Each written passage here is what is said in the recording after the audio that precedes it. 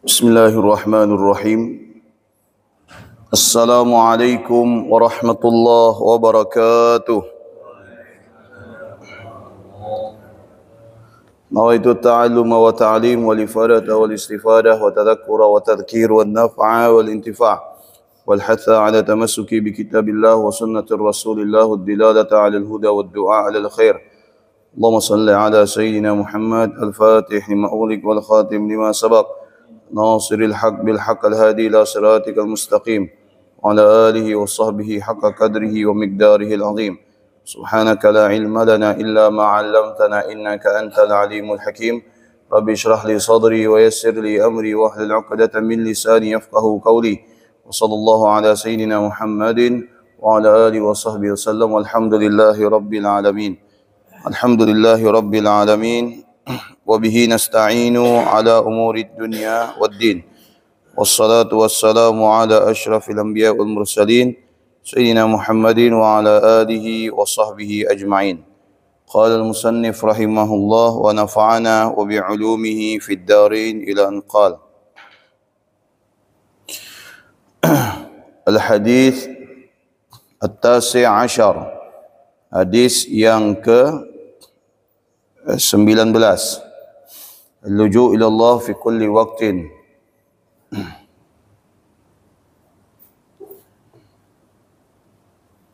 اللجوء إلى الله في كل وقت hendaknya menjaga hak-hak Allah di setiap waktu. An Abil Abbas Abdullah bin Abbas radhiyallahu taala anhuma qala kuntu khalfan Nabi sallallahu alaihi wasallam yauman. Dari Abil Abbas Sayyidina Abdullah bin Abbas. Siapa Sayyidina Abdullah bin Abbas ini? Sayyidina Abdullah bin Abbas adalah merupakan sepupu daripada baginda Nabi sallallahu alaihi wasallam. Yang mana beliau radhiyallahu taala anhuma mengatakan bahwasanya kuntu khalfan Nabi. Saya pada saat itu berada di belakang baginda Nabi sallallahu alaihi wasallam. Pada suatu hari faqala ya ghulam, Nabi sallallahu alaihi wasallam bersabda, inni uallimuka kalimat, sesungguhnya saya akan mengajarkan kepadamu beberapa kalimat. Artinya beberapa nasihat, beberapa wasiat. Beberapa wasiat. Ihfazillah yahfazuka, jagalah Allah maka Allah akan menjagamu. Nanti kita jelaskan apa ini maksud dengan menjaga Allah. Ihfazillah tajidhu tujahak, jagalah Allah subhanahu wa ta'ala maka engkau akan mendapati Allah subhanahu wa ta'ala akan mengarahkanmu ke jalan yang benar. Idza sa'alta fas'alillah, maka apabila engkau memohon, memohonlah kepada Allah. Wa idza sta'anta fasta'in billah, maka apabila kamu membutuhkan pertolongan, maka mintalah kepada Allah. Wa'lam anna al-ummata law ijtama'at ala an yanfa'uka bi syai'in lam yanfa'uka illa bi syai'in qad katabahu Allahu laka. Ketahuilah, andaikan seluruh umat manusia ini bersatu untuk memberikan manfaat kepadamu, maka manfaat itu tidak akan sampai kepadamu, tidak akan sampai kepadamu kecuali apa-apa yang telah ditentukan oleh Allah Subhanahu wa taala. Wal ijtama'u ala ay yadurruka bi syai'in lam yadurruka illa bi syai'in qad katabahu Allahu 'alaik. Dan begitu juga, andaikan mereka itu bersatu untuk membahayakanmu, untuk mencelakakanmu, maka apa yang mereka inginkan itu tidak akan terjadi kecuali apa yang mereka rencanakan, apa yang telah mereka inginkan tidak akan terjadi, tidak akan terwujud kecuali atas apa yang telah dikehendaki dan diputuskan oleh Allah Subhanahu wa taala. Rufi'atil aqlam wa jaffatis suhuf, sesungguhnya pena telah diangkat dan kemudian lembaran-lembaran itu telah kering. Wa fi riwayat ghairat Tirmidzi ihfazillah tajidhu amamaka ta'arraf ila Allah fi ar-raha ya'rifuka fi syiddah.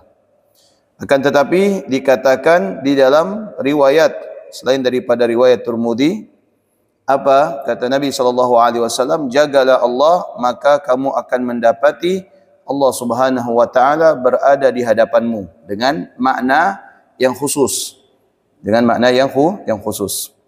Ta'arraf ila Allah fil raha ya'rifuka fi syiddah.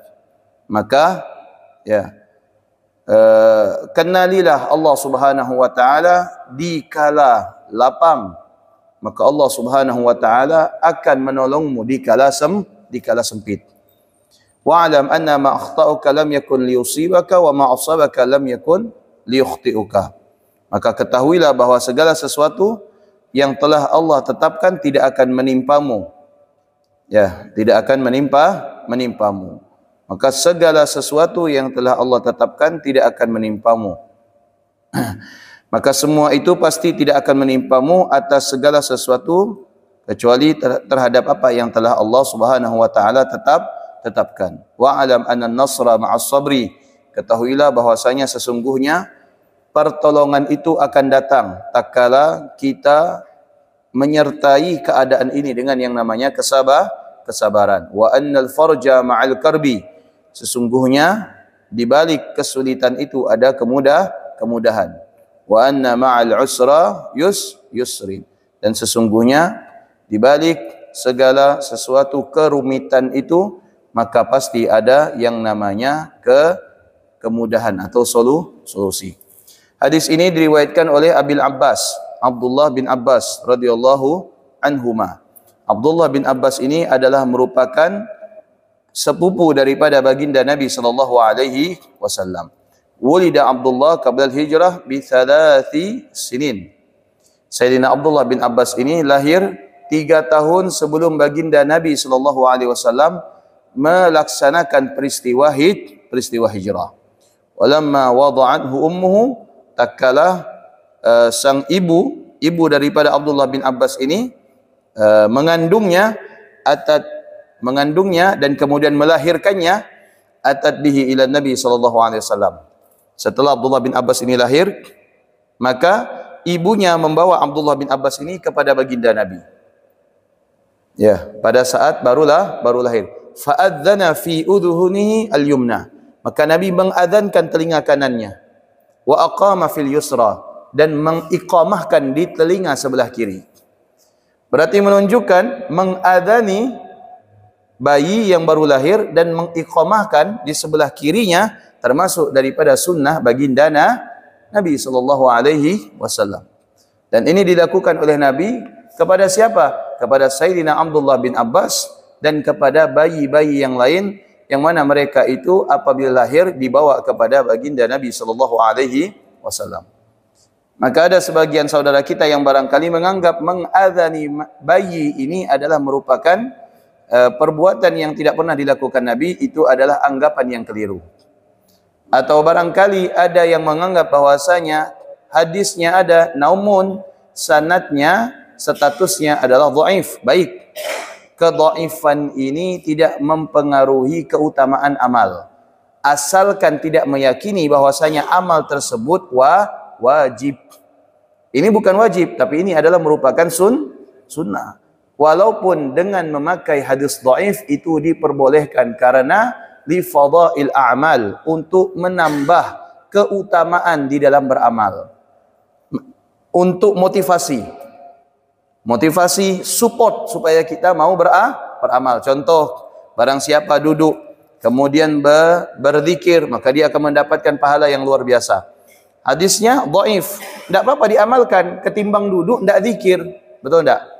Ketimbang duduk tidak berzikir, tidak apa-apa diamalkan. Hanya saja ini tidak boleh diyakini merupakan hal yang wajib. Karena sesuatu yang wajib itu harus ada dalil yang sangat kuat. Harus ada dalil yang sangat kuat.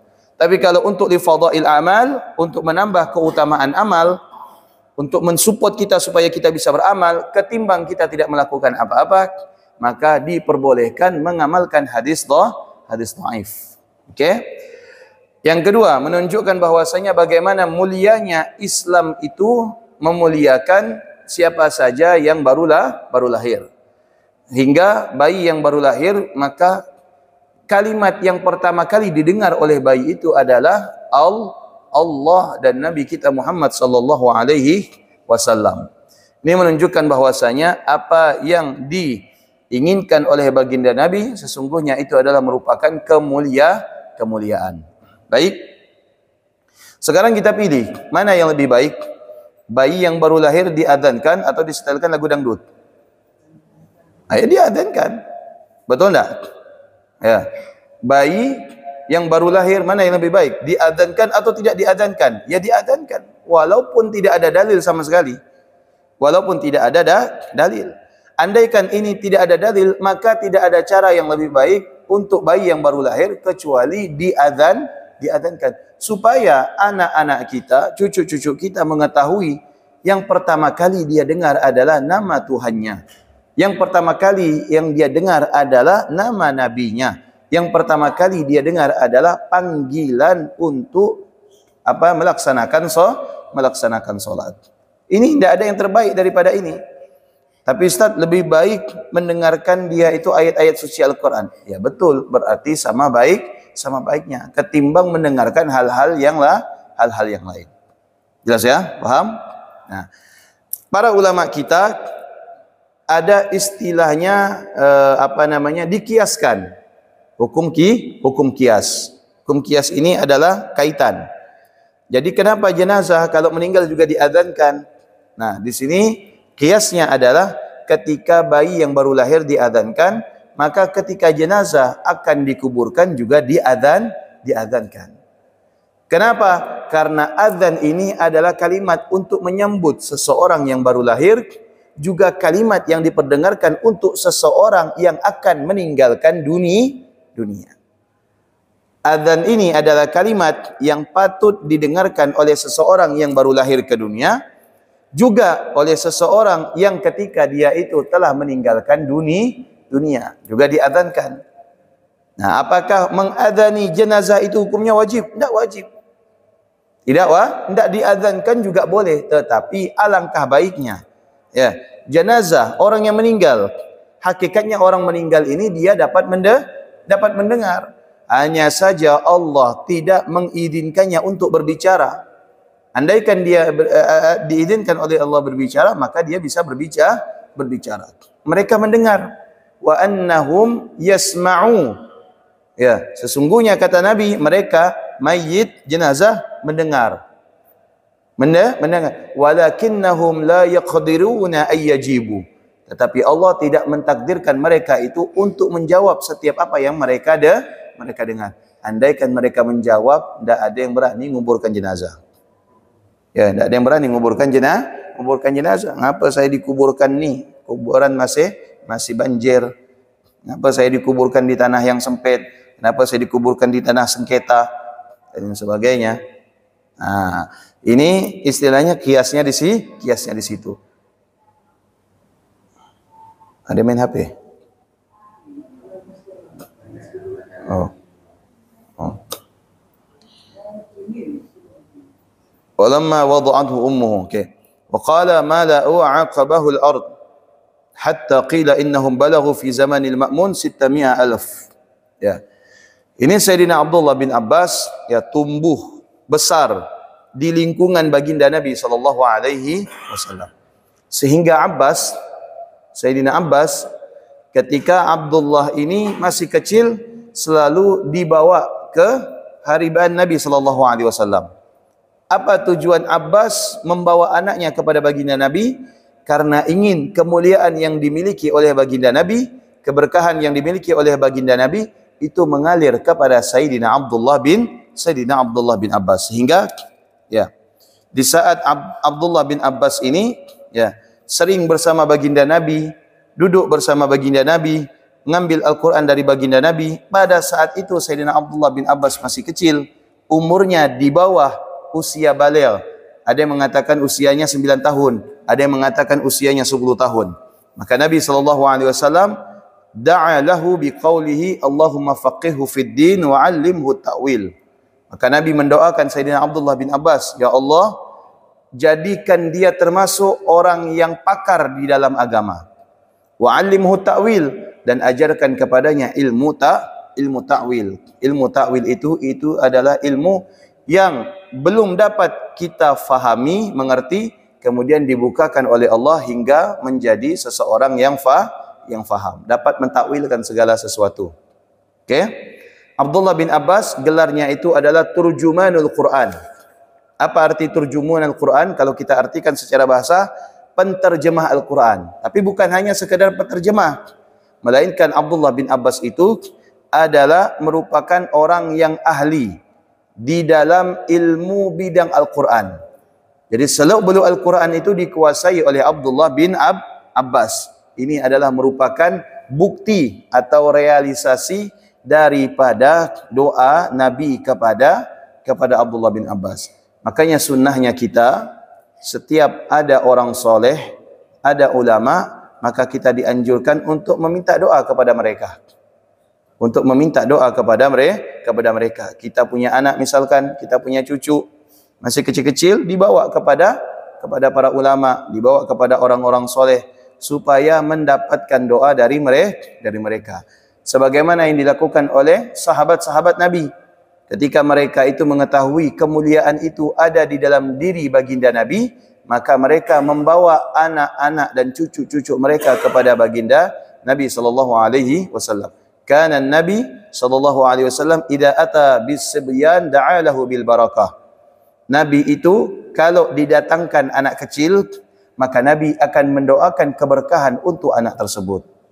Ya, Anas bin Malik, Abdullah bin Abbas, ya, kemudian Abdullah bin Umar dan seterusnya. Mereka adalah yang masa-masa kecilnya sudah mendapati baginda Nabi sehingga mereka itu besar.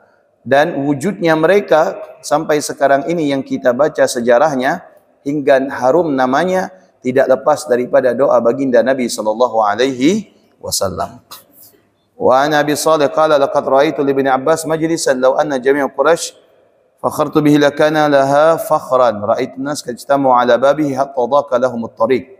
Sayyidina Abdullah bin Abbas saking alimnya, beliau itu kalau duduk di suatu majlis, maka tempat itu akan penuh sesak. Akan penuh sesak. Ya. Kenapa? Karena orang-orang pada saat itu antusias untuk mempelajari perkara-perkara agama kepada beliau, dan beliau itu ilmunya sangat luas. Sehingga kan dikatakan di sini man arada yas'al 'anil halal wal haram wal fiqhu falyadkhul. Sehingga kalau Abdullah bin Abbas itu ngajar, ada orang yang berdiri di depan kemudian berkata, yang ingin mengetahui perkara halal dan haram dan ilmu agama, maka hendaknya dia masuk ke dalam majlis ini. Dia masuk ke dalam majlis ini. Jadi tidak perlu bikin banner lagi.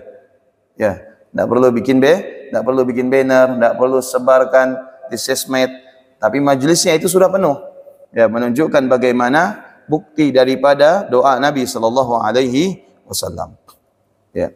Semua ilmu dikuasai oleh Sayyidina Abdullah bin Abbas, sehingga beliau ini meriwayatkan kurang lebih 1660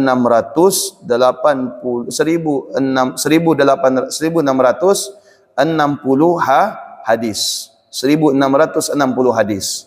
Ya, berarti beliau ini meriwayatkan berada di posisi ketiga setelah Abu Hurairah dan Sayyidatuna Aisyah radhiyallahu anhum ajma'in. Wa tufiya bit Taif. Beliau meninggalnya di kota Taif. Ada yang pernah ke Taif sini? Ada pernah ziarah ke Taif? Nah, biasanya kalau kita ziarah umroh tu ada namanya ziarah ke Taif. Ziarah ke Taif. Itu ada namanya Masjid Sayyidina Abdullah bin Abbas. Di dekat itu ada kuburannya. Hanya saja kuburannya tidak banyak orang yang tahu. Nah, kuburannya Sayyidina Abdullah bin Abbas itu bukan di Mekah, bukan di Madinah, tapi di kota Taif. Kota Taif itu jarak dari kota Mekah itu kalau perjalanan hampir memakan waktu, kalau saya tidak salah hampir 2 jam. Hampir 2 jam. Jalannya bukan kayak kita jalannya. Ya, macet, kecil, jalan sana luas. Berarti 2 jamnya di sana, di sini mungkin bisa sampai 4 jam. Maka tatkala beliau meninggal, maka orang-orang mengatakan apa? Mata wallahu al-yaum khair hadhil ummah. Sesungguhnya telah meninggal sebaik-baik daripada umat baginda Nabi sallallahu alaihi wasallam. Fisiknya Abdullah bin Abbas ini ya dikatakan wa kana radhiyallahu anhu tawilan jamilan abyad, tinggi putih.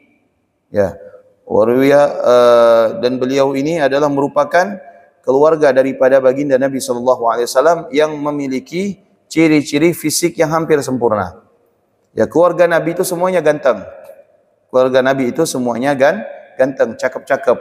Termasuk apalagi baginda Nabi sallallahu alaihi wasallam. Bahkan Abu Lahab, paman baginda Nabi yang kita kenal tidak suka kepada Nabi, itu adalah merupakan orang yang pada saat itu adalah merupakan orang yang paling ganteng setelah wafatnya Sayyidina Abdullah, ayah baginda Nabi.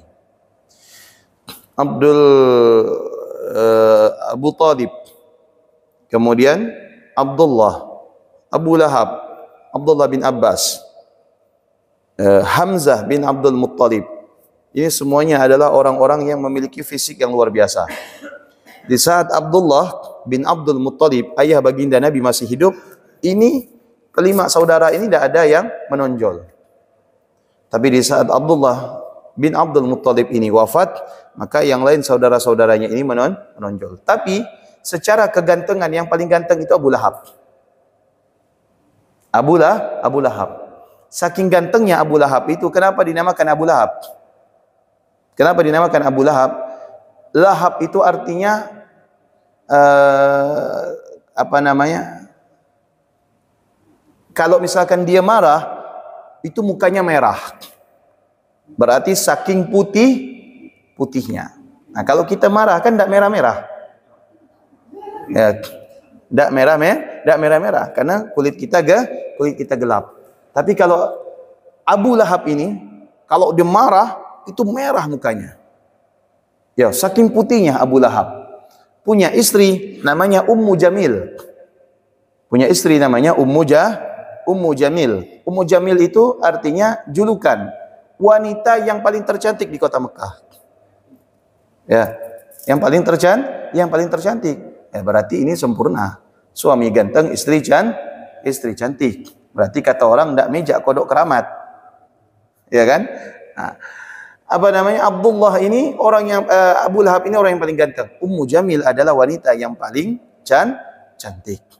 Wajar kalau misalkan Sayyidina Abbas punya anak Abdullah juga apa namanya memiliki fisik yang luar biasa.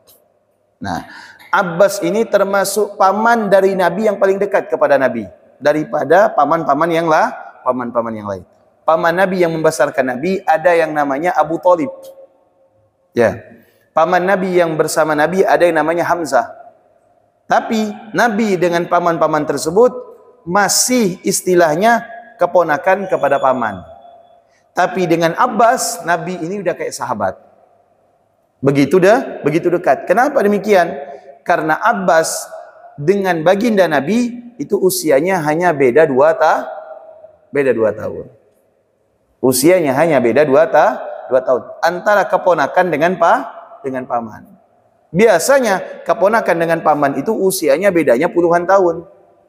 Ya, makanya pamannya kelihatan lebih tua. Tapi untuk Abbas dengan baginda Nabi sallallahu alaihi wasallam, ya, itu terpaut 2 tahun. Nah, maka dikatakan di sini, ya, Sayyidina Abbas juga meriwayatkan berapa hadis? 35 hadis. Wa mata bil Madinah, meninggal di kota Madinah. Qala ay Abdullah kuntu rakiban khalfan Nabi ay wara'ahu ala bughlati yauman ay fi yaumin faqala li ya gulam. Nah, Nabi sallallahu alaihi wasallam bersabda kepada Abdullah bin Abbas. Di sini dikatakan posisi Abdullah bin Abbas di belakang Nabi itu apakah tatkala berdiri? Bukan, tetapi tatkala Rasulullah mengendarai unta. Kemudian di belakangnya adalah Abdullah bin Abbas. Tatkala mengendarai biasanya gini, kita gonceng anak kita sambil ngobrol. Betul enggak? Tadi di sekolah ngapain nak? Ya. Nah, terus guru bilang apa? Ngobrol. Rasulullah juga demikian dengan Abdullah bin Abbas. Abdullah bin Abbas itu dinaikkan di belakang Nabi, ya, di ontanya, kemudian jalan. Inni u'allimuka ya gulam. Nak, kata Nabi, kenapa memakai kata ya gulam? Gulam itu artinya anak kecil. Karena pada saat itu Abdullah bin Abbas usianya di bawah 10 tahun. Sedangkan baginda Nabi SAW usianya itu sudah mencapai 40 tahun.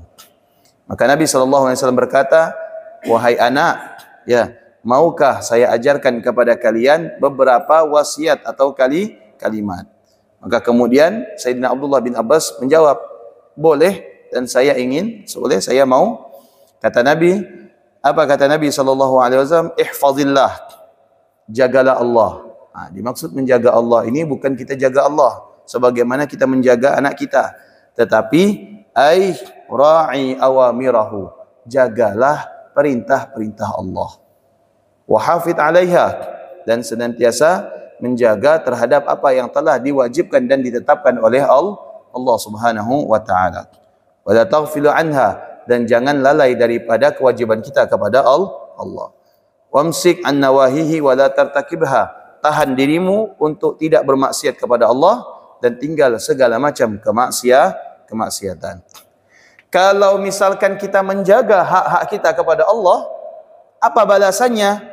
Yahfazuka, maka Allah dengan kekuatannya, dengan kemuliaannya, dengan keagungannya akan menjaga kita. Ini sebenarnya sudah umum, tidak perlu diajarkan. Dimanapun kita berada, apabila kita menghormati dan menjunjung tinggi aturan, maka orang akan menghormati kita. Kita bekerja di suatu perusahaan, ya, disiplin, tata tertib, jujur, amanah. Kira-kira atasan itu sayang tidak sama kita? Pasti sayang.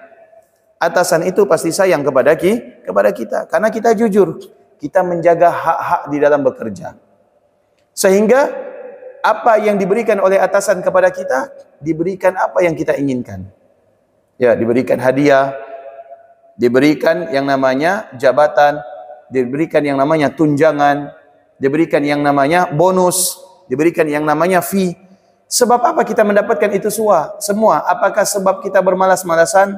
Atau sebab kita tidak disiplin? Atau sebab kita tidak jujur? Tidak. Justru kita mendapati itu semua disebabkan kedisiplinan dan kejujuran kita, menjaga hak-hak kita kepada atasan kita. Begitu juga dengan Allah. Tak kala kita menjaga hak-hak kita kepada Allah, maka Allah akan menjaga kita. Allah Subhanahu wa taala akan menjaga kita. Bukan saja yang dijaga itu kita, tetapi yang dijaga apa yang berkaitan dengan kita. Keluarga kita, keturunan kita, rumah kita, harta kita, kehormatan kita. Apa janji Allah Subhanahu wa taala? Allah taala berfirman, "Man 'amila salihan min dzakarin aw untha wa huwa mu'min falanuhyiyannahu hayatan thayyibah." Barang siapa yang beramal soleh, berarti kalau dia beramal soleh melaksanakan apa yang diperintahkan oleh Allah. Baik dia itu laki-laki maupun dia itu perempuan. Dan dia dalam keadaan beriman, ya, maksudnya melaksanakan ketaatannya kepada Allah dikarenakan keimanannya kepada Allah. Baik laki-laki maupun perempuan, maka falanuhniyannahu hayatan thayyibah. Kami akan anugerahkan hidup yang layak, yang baik untuk orang tersebut. Jadi tak kala kita menjaga hak-hak kita kepada Allah, setiap datang waktu solat, kita solat. Ya, kemudian setiap datang bulan Ramadan, kita berpuasa. Kemudian di setiap datang waktu-waktu mulia, kita isi dengan yang namanya ibadah. Kemudian kita baca Quran. Kemudian kita melaksanakan solat-solat sunnah. Kemudian menjaga anggota tubuh kita untuk tidak melakukan hal-hal yang dilarang oleh Allah. Maka apa jadinya?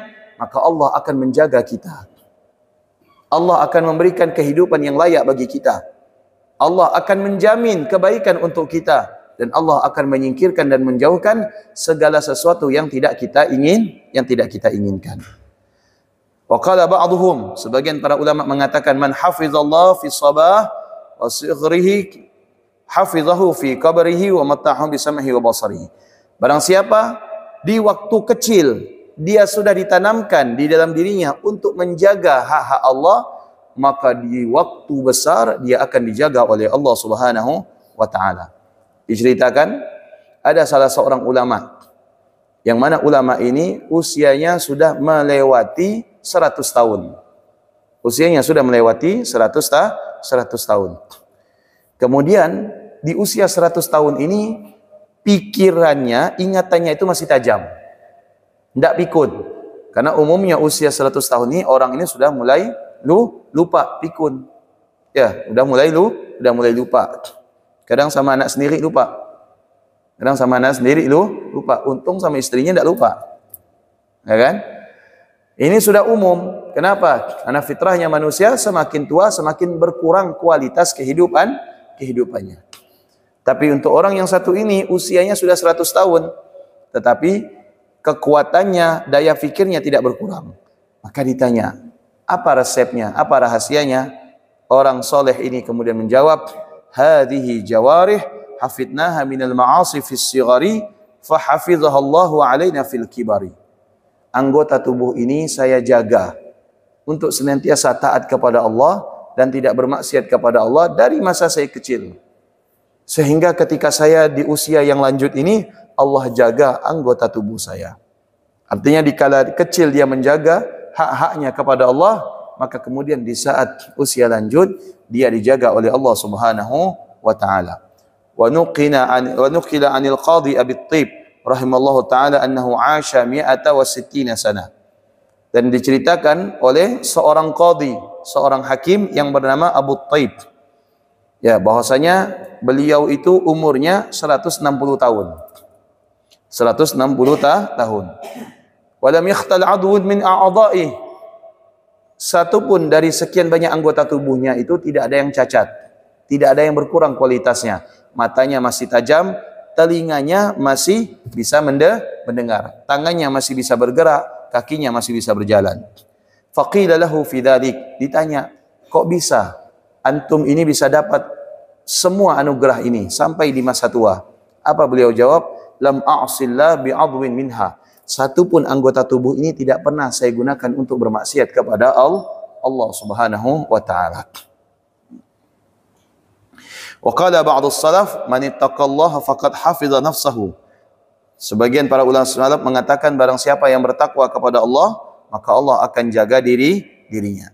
Barang siapa yang menyia-nyiakan ketakwaannya kepada Allah, maka Allah akan sia-siakan hidup orang tersebut. Wallahu al-ghaniyyu anhu, sesungguhnya Allah tidak memerlukan apa yang kita miliki. Justru kita yang memerlukan Allah. Allah tidak memerlukan ibadah kita. Allah tidak memerlukan harta kita. Allah tidak memerlukan waktu kita. Tetapi justru kita yang memerlukan apa yang telah diberikan oleh Allah. Maka jagalah apa yang telah dikaruniakan oleh Allah. Niscaya Allah Subhanahu wa taala akan menjaga terhadap diri kita. Diceritakan di dalam surah Al-Kahfi, ya. Di dalam surah Al-Kahfi, surah Al-Kahfi.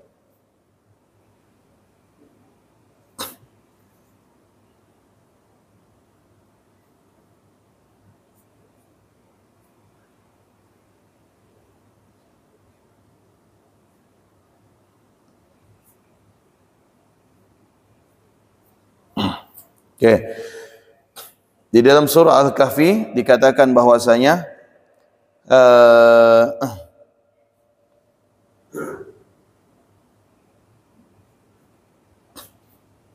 فانطلق حتى إذا أتيا أهل قرية استطعما أهلها فأبوا أن يضيفوهما فوجد فيها جدارا يريد أن ينقض فأقامه قال لو شئت لاتخذت عليه أجرا.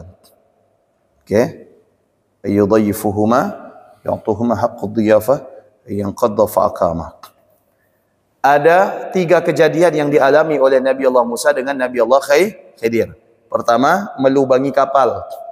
Yang kedua, membunuh anak kecil. Yang ketiga, membangun rumah yang telah roboh. Bangun rumah yang telah roboh. Nabi Musa diajak oleh Nabi Allah Khidir, yuk ikut kembali. Setelah 2 kejadian yang menurut Nabi Allah Musa itu adalah tidak sesuai dengan apa yang diinginkan oleh Nabi Allah Musa. Yang ketiga kalinya, ini adalah yang terakhir kalinya. Ya, engkau ikut bersama saya. Ya, engkau ikut bersama saya. Qala alam aqul laka innaka lan tastati'a ma'iya sabra qala in sa'altuka an syai'in ba'daha fala tusahibni.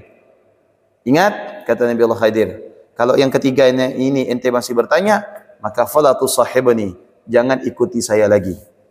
Ya qad balaghta min ladunni udra, sesungguhnya engkau telah mencapai batas sesuai dengan apa yang telah dijanjikan. Sampai ke suatu desa, Nabi Allah Khidir dapati ada rumah yang roboh. Rumah yang roboh. Rumah itu keadaannya roboh. Maka kemudian Nabi Allah Khidir mengajak Nabi Allah Musa untuk membangun kembali rumah tersebut. Musa, yuk kita renovasi rumah ini. Ya. Maka apa jawaban Nabi Allah Musa? Ya. Fa'abau ayyudayyifuhuma fawajada fiha jidaran yuridu an yanqadha fa'aqama qala law syi'ta lattakhadta 'alaihi ajra.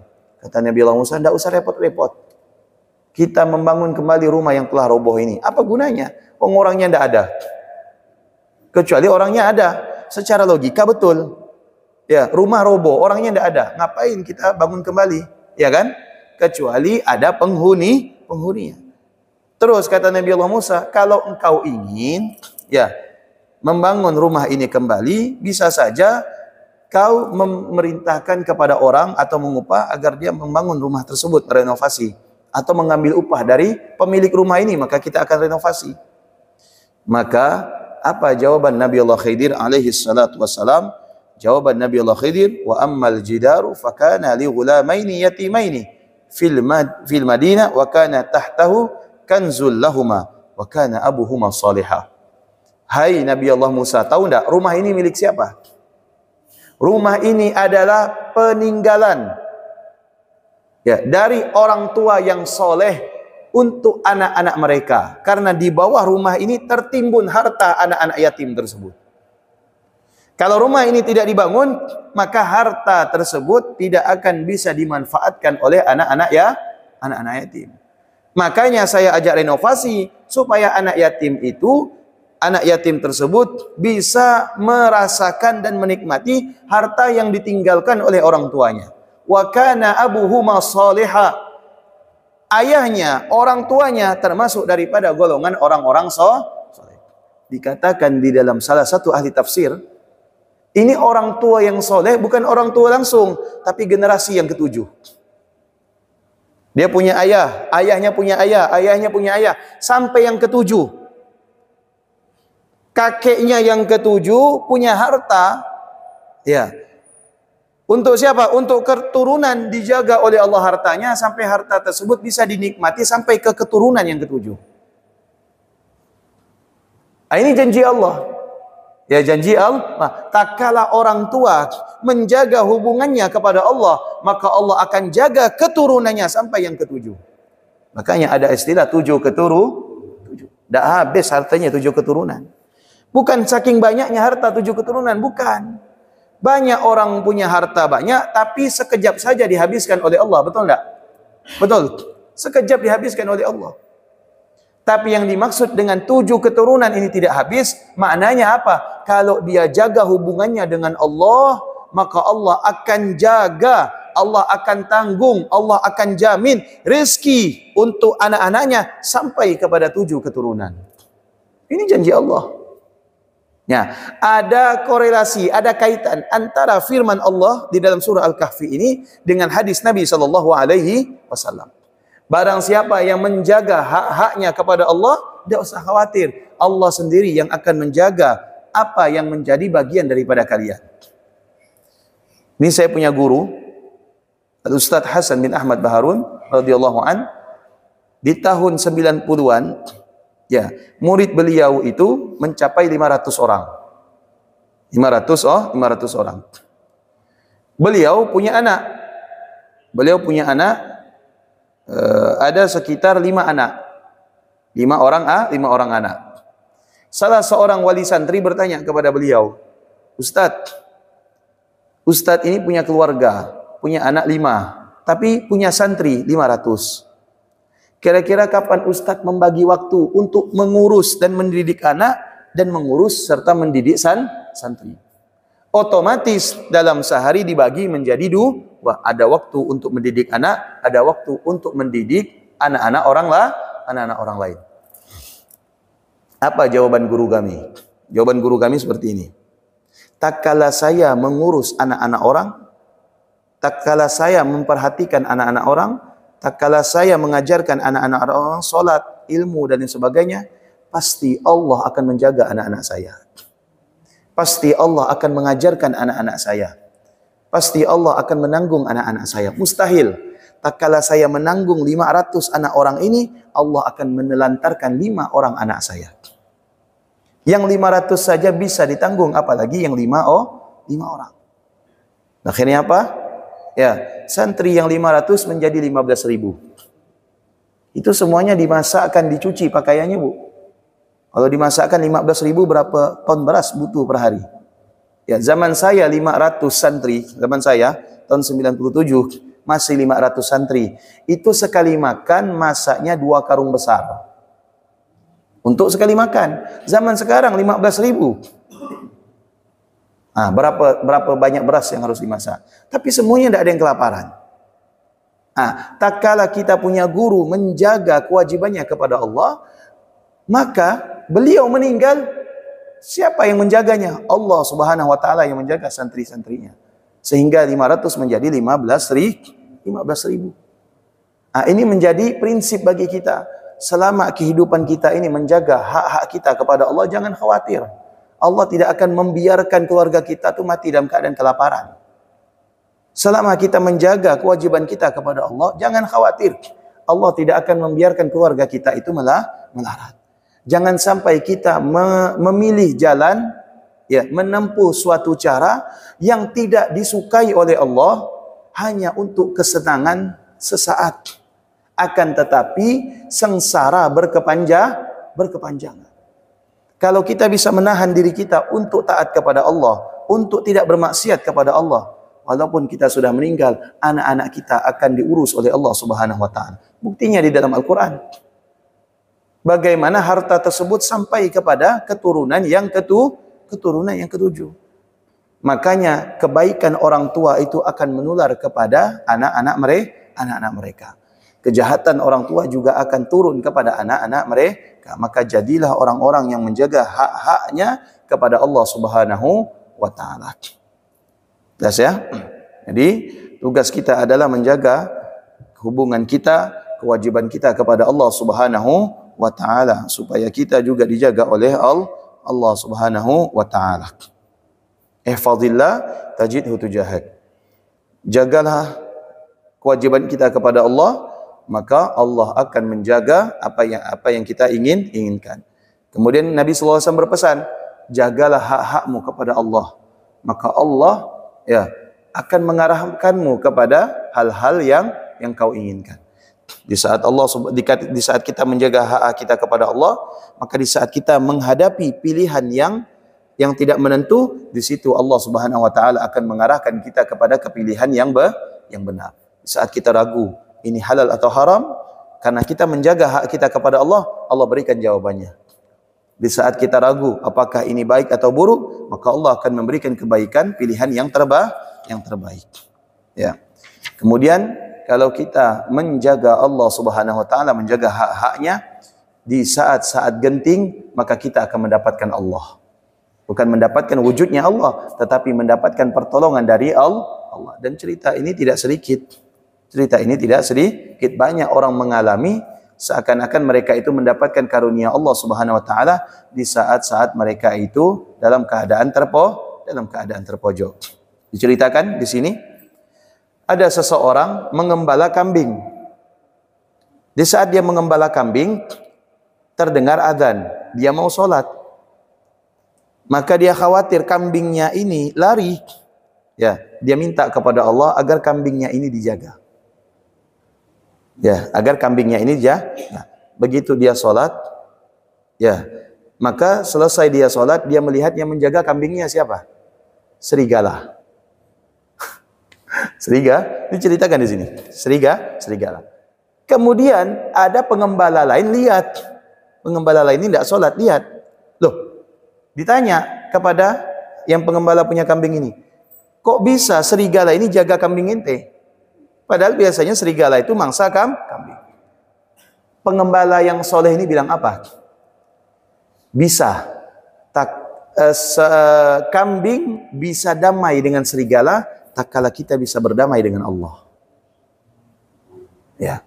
Kambing bisa berdamai dengan serigala, tak kala kita bisa berdamai dengan Allah Subhanahu wa ta'ala. Dan sebaliknya, tak kala kita tak bisa menjaga hubungan kita kepada Allah, ya, tak bisa berdamai dengan Allah, maka Allah juga tidak mau berdamai dengan kita. Allah tidak akan mengkaruniakan kita karunia-Nya. Tapi justru karunia yang Allah berikan itu diambil oleh Allah Subhanahu wa ta'ala. Wallahu a'lam bissawab. Ada yang mau ditanyakan? Silakan. Waalaikumsalam warahmatullahi wabarakatuh. Wah, saya di Mondo di Bangil. Ya, Jawa Timur. Masuknya tahun 97, keluarnya 2010.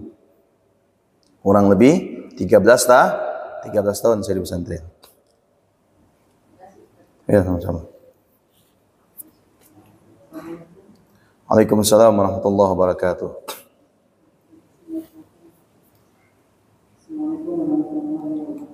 Waalaikumsalam warahmatullahi wabarakatuh.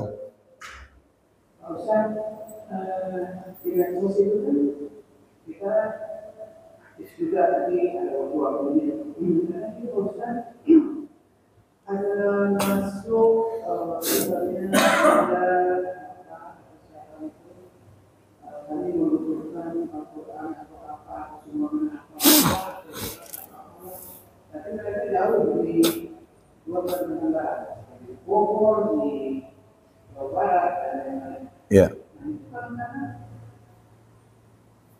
Saya tidak respon karena untuk daerah kita ada ini kan kita juga masih terbatas istilahnya. Iya. Jadi kalau benar di kabinet saya berpikir lama-lama kok saya jadi orang seperti ini gitu. Seolah-olah ada solusi atau mungkin ada orang masih ini ibu juga pernah mengalami seperti itu. Terus bagaimana sikap kita yang lebih baik untuk Waalaikumsalam warahmatullahi wabarakatuh. Oke, memang di medsos itu banyak iklan.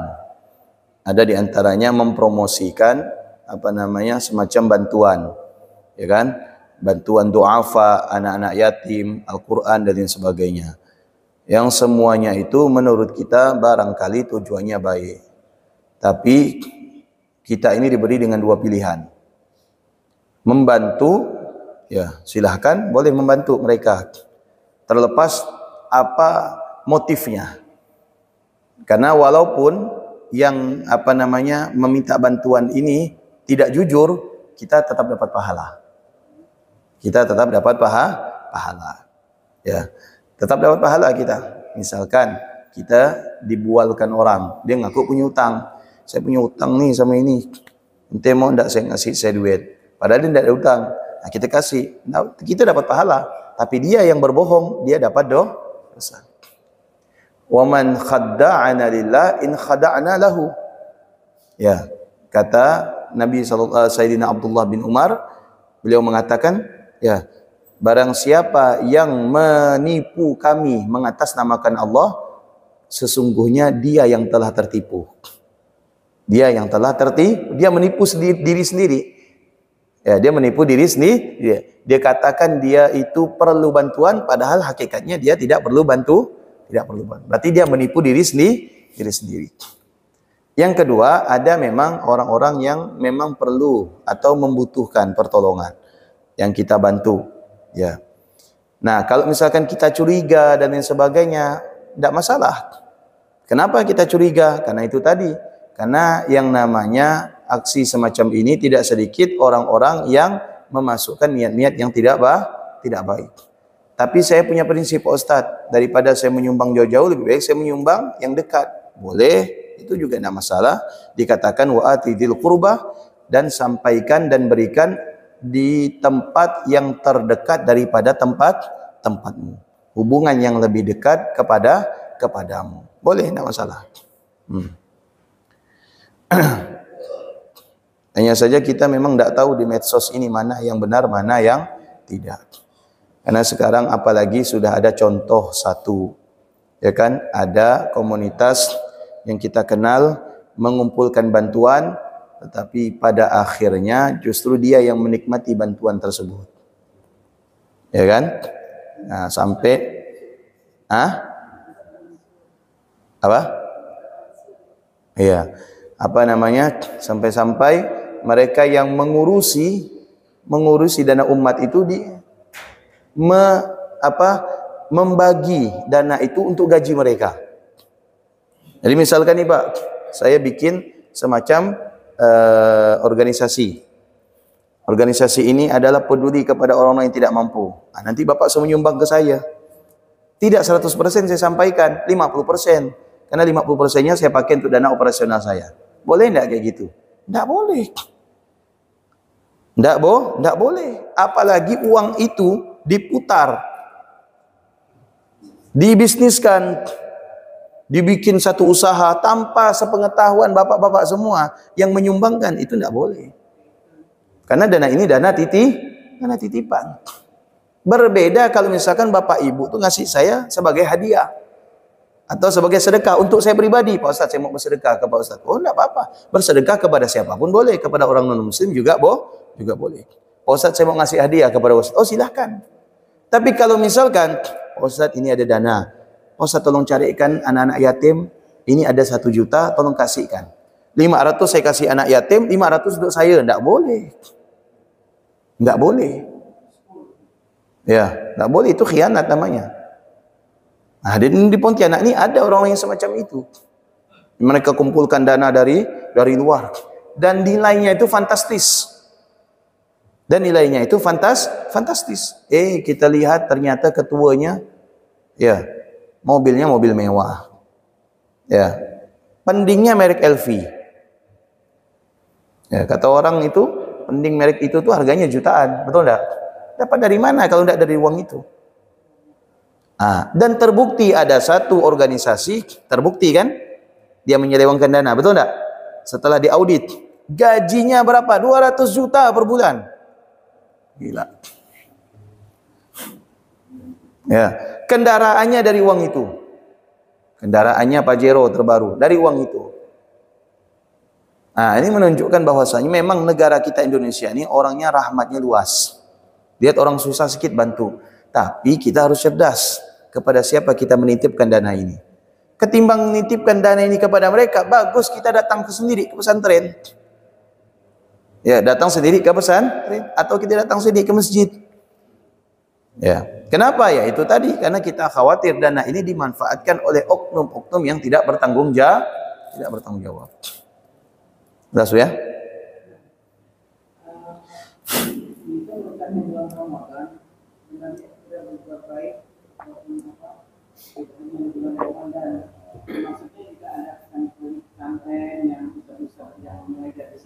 Ya.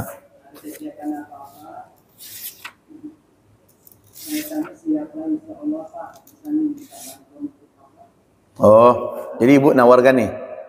Ibu menawarkan gitu ya? Ya. Iya. Iya, insyaallah. Mudah-mudahan Allah mudahkan niat baik ibu-ibu di sini. Amin. Ya.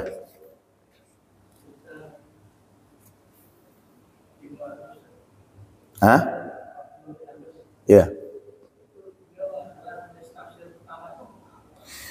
Beliau ini bukan menulis tafsir. Karena pada saat itu ya untuk Al-Qur'an saja belum sempat ditulis. Ya. Beliau itu dikatakan mufassir karena beliau mengetahui makna ayat-ayat Al-Qur'an. Nah, tapi dikatakan tafsir Ibnu Abbas, betul. Tapi bukan beliau itu sebagaimana Ibnu Katsir, sebagaimana Imam Sawi, sebagaimana Imam Suyuti menulis tafsir dengan kertas. Bukan. Nah, para ulama mengatakan tafsir Abdullah bin Abbas, Ibnu Abbas betul. Maksudnya yang didapat dari Abdullah bin Abbas dikumpulkan oleh orang-orang di zaman kemarin itu, kemudian dibukukan. Dari zaman beliau tidak sempat untuk menulis tafsir. Ya, kalau keutamaan dari tafsir yang lain, tafsirnya Abdullah bin Abbas itu adalah merupakan yang beliau terima langsung daripada baginda Nabi. Karena jarak beliau dengan baginda Nabi itu sangat dekat. Sedangkan tafsir-tafsir yang kita ketahui seperti Ar-Razi, Ibnu Katsir, At-Tabari, As-Sawi, Al-Jalalain, tafsir Isyari dan seterusnya, itu adalah generasi-generasi ratusan tahun setelah wafatnya Nabi. Jelas lebih beda. Ya. Wallahu a'lam bissawab. Mudah-mudahan bermanfaat dan semoga Allah Subhanahu wa taala memudahkan kita untuk melaksanakan apa yang diperintahkan oleh Allah, dan samping itu semoga Allah memberikan kekuatan kepada kita, dan semoga Allah memberikan kesabaran kepada kita untuk menjalankan ketaatan ini, dan semoga Allah jauhkan kita dari segala macam larangan Allah Subhanahu wa taala, dan semoga Allah karuniakan kepada kita pertolongannya dan kemurahannya di dunia dan di akhirat. Amin amin ya rabbal alamin. Bismillahirrahmanirrahim. Subhanakallahumma wa bihamdika asyhadu an la ilaha illa anta astaghfiruka wa atubu ilaik. Assalamualaikum warahmatullahi wabarakatuh.